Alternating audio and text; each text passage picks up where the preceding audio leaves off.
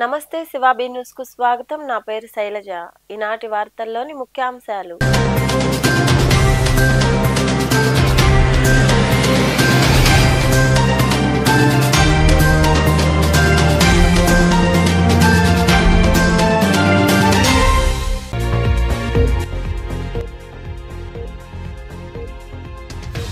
తప్పుడు కేసులు పెడుతున్న ప్రతి ఒక్కరిని న్యాయస్థానం ముందు నిలబెడతాం. పోలీసులు కేసు నమోదు చేయడంతో మీడియాతో మాట్లాడిన వైకాపా ప్రధాన కార్యదర్శి చెవిరెడ్డి భాస్కర్ రెడ్డి.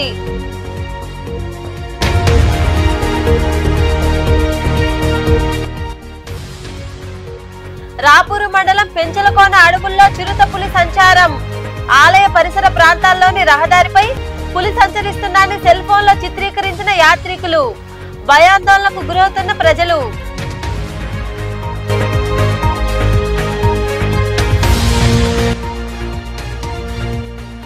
నాయుడుపేటలోని మల్లాంపూడలి ప్రాంతంలోని జాతీయ రహదారిపై రోడ్డు ప్రమాదం. మోటార్ సైకిల్ లారీ ఢీకొనడంతో ఇద్దరికి తీవ్ర గాయాలు.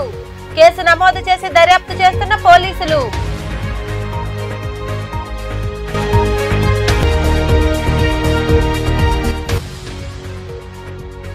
వచ్చే నెల 7న జరిగే బడివైపు ఒక అడుగు కార్యక్రమాన్ని విజయవంతం చేయండి.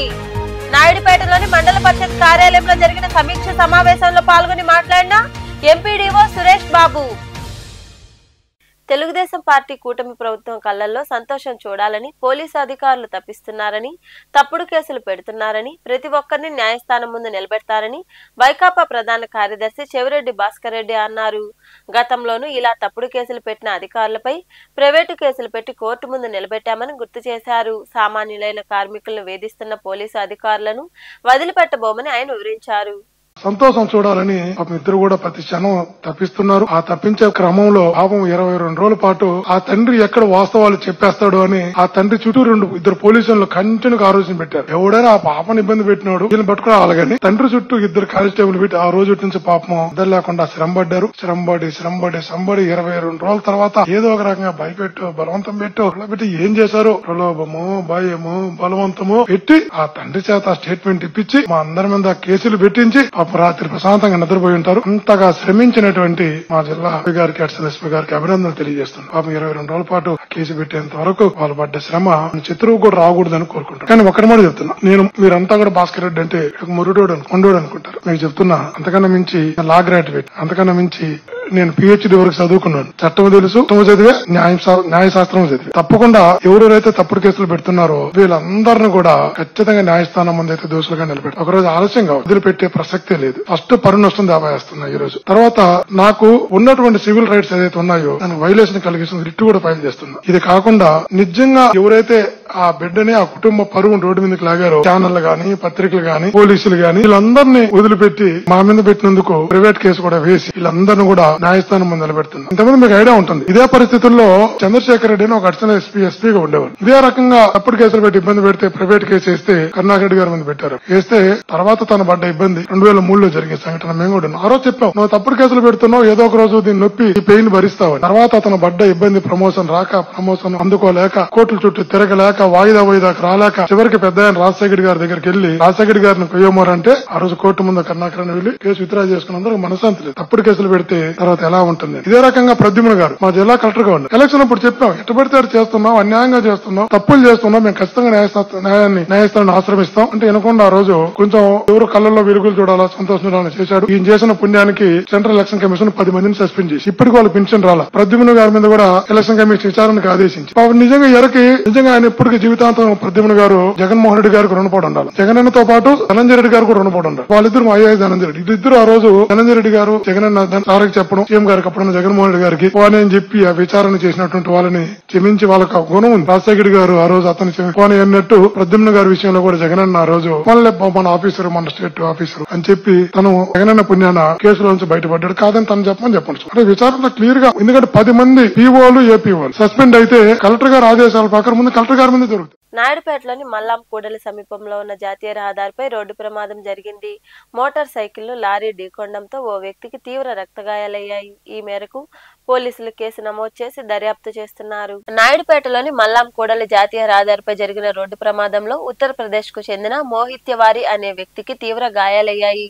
పెళ్లకూరు మండలంలోని రోసనూరు గ్రామంలో నూతనంగా ఏర్పాటు చేసిన ఓ పరిశ్రమ వద్ద నుండి మోటార్ సైకిల్ పై మోహిత్యవారి బీస్మార్ కు చెందిన రామురెడ్డి అనే వ్యక్తి నాయుడుపేటకు వస్తున్నారు. మల్లాం కూడలి ప్రాంతానికి వచ్చేసరికి మోటార్ సైకిల్ ను లారీ ఢీకొంది. ఈ ప్రమాదంలో మోహిత్యవారి చేయి తెగిపోగా రామురెడ్డికి గాయాలయ్యాయి. ఇది గుర్తించిన వాహన శోధకులు వెంటనే క్షతగాత్రులను 188 అంబులెన్స్ లో నాయుడుపేట ప్రభుత్వాసుపత్రికి తరలించారు. ఈ మేరకు పోలీసులు కేసు నమోదు చేసి దర్యాప్తు చేస్తున్నారు. రాపూర్ మండలంలోని పెంచులకోనలో కొలువై ఉన్న శ్రీ పెరిశిల లక్ష్మీ నరసింహస్వామి దేవాలయ పరిసరాల్లో పులి సంచరిస్తోంది. రహదారిపై పులి ఉండడాన్ని వాహన శోధకులు గుర్తించి తమ సెల్ ఫోన్ లో బంధించారు. పులి సంచరిస్తుండటంతో ప్రజలు భయాందోళనకు గురవుతున్నారు.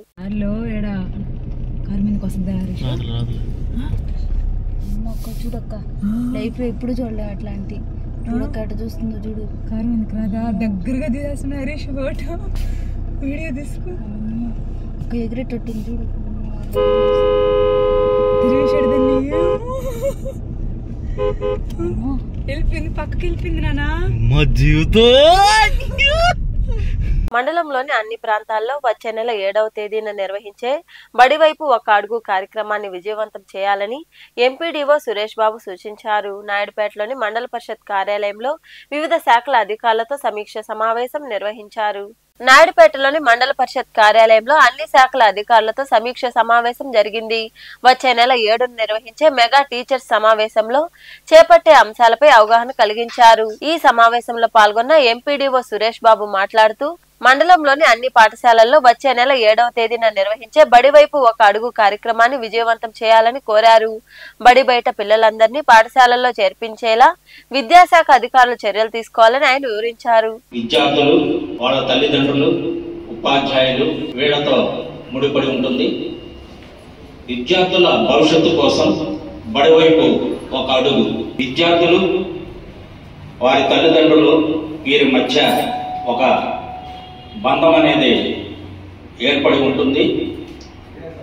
దానిని బాగా బలోపేతం చేయాలంటే మనం పాఠశాలలో ఇలాంటి కార్యక్రమాలని చేపట్టి వాళ్ళ యొక్క అభిప్రాయాలని సేకరించుకొని గతంలో ఎట్లుంది, ఇప్పుడు ఎట్లుంది, రాబోయే కాలంలో ఏ విధంగా ప్రగతి పథంలో ఉంటుంది అన్ని విషయాలని చర్చించి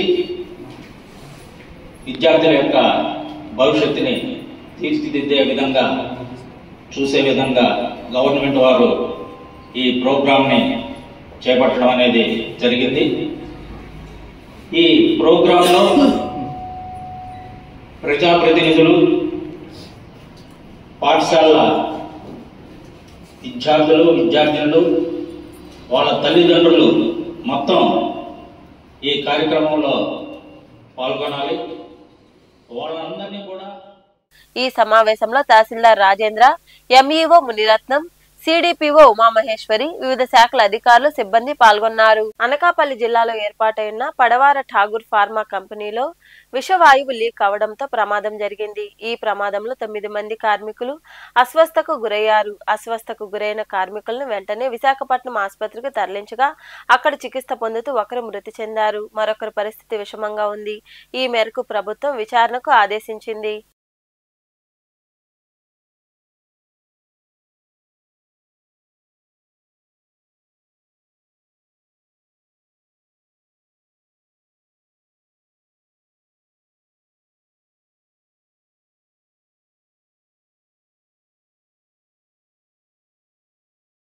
అనకాపల్లి జిల్లాలో పరవాడ ఫార్మాసిటీలో మరో ఘోర సంఘటన అనేటువంటి చోటు చేసుకుంది. 9 మంది ఇస్వాయు లీకేజ్ కారణంగా అస్వస్థకు గురయ్యారు. ఒక కార్మికుడు మృతి చెందాడు. యాజమాన్యాలు భద్రతా ప్రమాణాలు గాలికి వదిలేయడం వల్ల, కార్మికుల యొక్క రక్షణ సంక్షేమాన్ని పూర్తిగా విస్మరించడం వల్ల ఈ రకమైనటువంటి ప్రమాదం. ఎంత బాధ్యతారహిత్యం అంటే జరిగినటువంటి ప్రమాదం తర్వాత ఆ ఇస్వాయు లీకేజ్ కారణంగా ఇస్వాయులు మింగేసిన తర్వాత వాళ్ళని కంపెనీలోనే ఉంచారు. అంటే రాత్రి జరిగితే ఉదయం 6 గంటలకి, ఈ రోజు ఉదయం 6 గంటలకి అనకాపల్లి విశాఖపట్నం హాస్పిటల్కి తరలించినటువంటి పరిస్థితి. వాళ్ళ యొక్క పరిస్థితి విస్మరించడంతో విశాఖపట్నంలో కిమ్స్ ఐకాన్కి తరలించారు.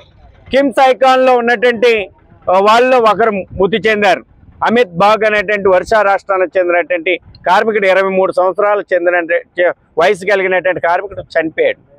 ఈ రకంగా యాజమాన్యాలు భద్రతను గాలికి వదిలేడు, సరైనటువంటి సక్రమైన భద్రతా పరికరాలు ఇవ్వకపోవడం వల్ల ఈ రకమైనటువంటి పరిస్థితులు అనేటువంటి చోటు చేసుకుంటున్నాయి.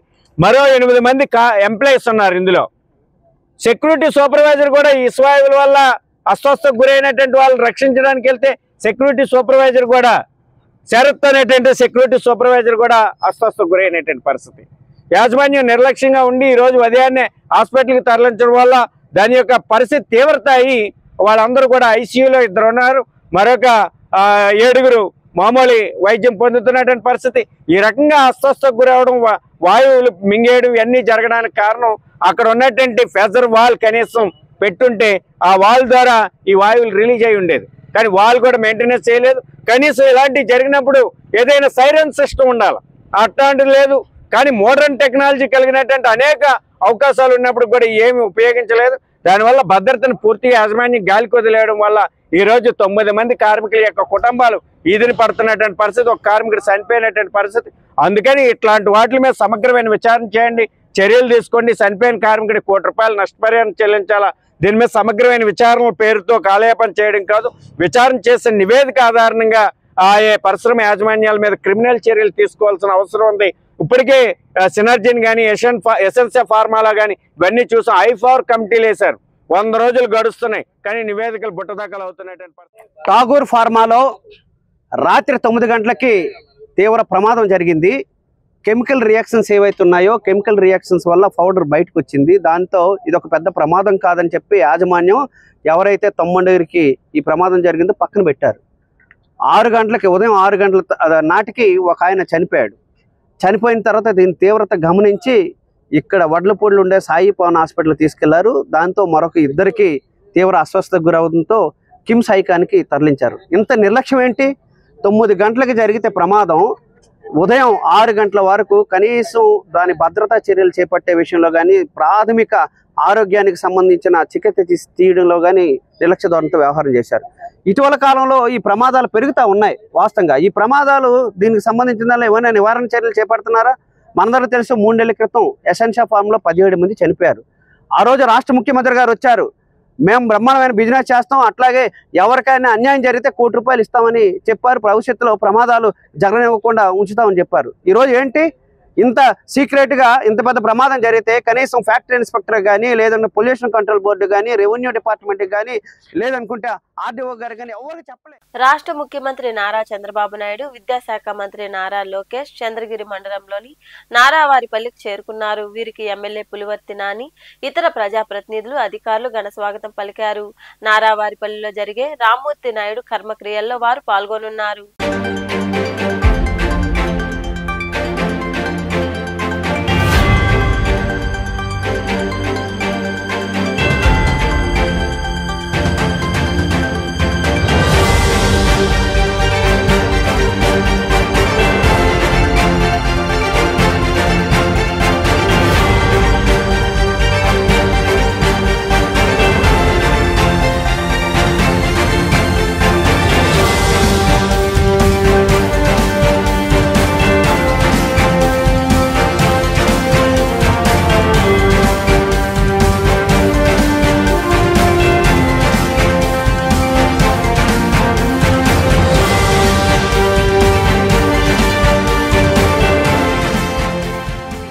నెల్లూరులోని వేదాయపాలెంలో కొలువైయున్న వేదశాస్త్ర అయ్యప్ప స్వామి దేవాలయంలో అయ్యప్పకు కేరళ సాంప్రదాయ కార్తీక మాస మండల పూజలు వైభవంగా జరిగాయి. అయ్యప్ప స్వామి వారికి పడి పూజ ఘనంగా నిర్వహించారు.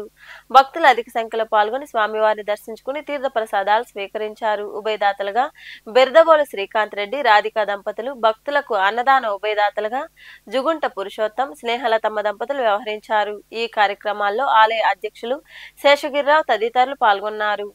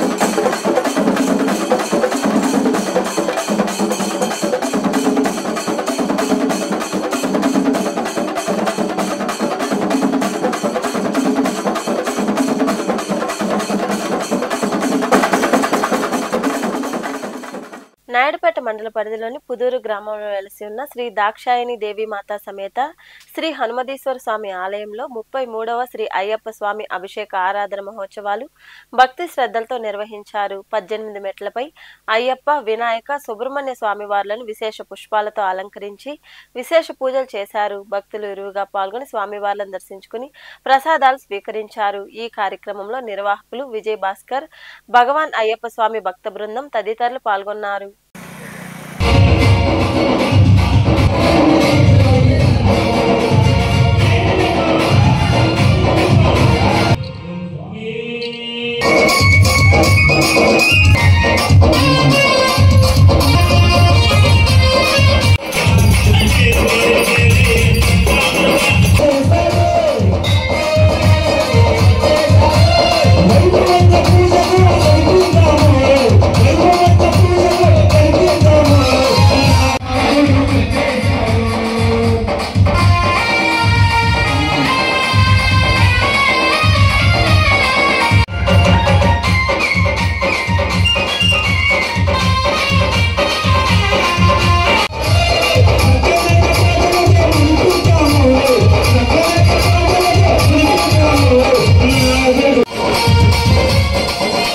వార్తలు ముగించే ముందు ముఖ్యాంశాలు మరోసారి.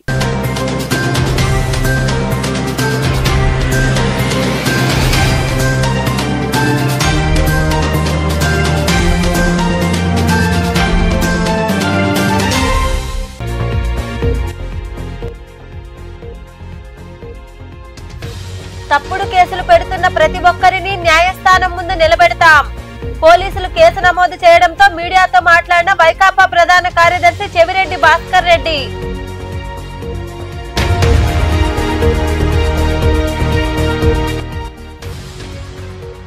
రాపూరు మండలం పెంచలకోన అడవుల్లో చిరుత పులి సంచారం. ఆలయ పరిసర ప్రాంతాల్లోని రహదారిపై పులి సంచరిస్తుందని సెల్ ఫోన్ లో చిత్రీకరించిన యాత్రికులు. భయాందోళనకు గురవుతున్న ప్రజలు.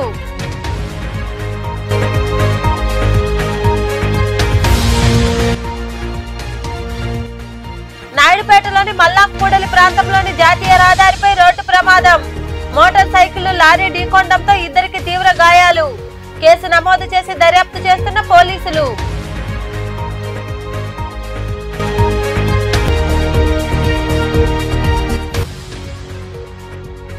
వచ్చే నెల 7న జరిగే బడివైపు ఒక అడుగు కార్యక్రమాన్ని విజయవంతం చేయండి. నాయుడుపేటలోని మండల పరిషత్ కార్యాలయంలో జరిగిన సమీక్ష సమావేశంలో పాల్గొని మాట్లాడిన ఎంపీడీఓ సురేష్ బాబు. ఈ వార్తలు ఇంతటితో సమాప్తం. తిరిగి ప్రసారమయ్యే శివాబీ న్యూస్ లో మళ్ళీ కలుద్దాం. అంతవరకు సెలవు. నమస్తే.